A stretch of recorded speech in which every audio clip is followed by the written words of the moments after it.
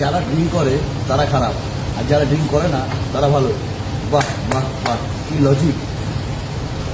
যে সমস্ত মানুষদের এরকম চিন্তাধারা, তারা মাইন্ডটাকে চেঞ্জ করে দেবে, মাইন্ডটাকে ছোটো না রেখে মাইন্ডটাকে বড় করার চেষ্টা করবে। কারণ পৃথিবীতে অনেক লোক আছে যারা হয়তো জীবনে লাইফে ড্রিঙ্ক টাচও করেনি, কিন্তু রেপ করেছে। মানুষ ভালো, মানুষে ভালো, যে ভালো সে ড্রিঙ্ক করলেও ভালো, না করলেও ভালো।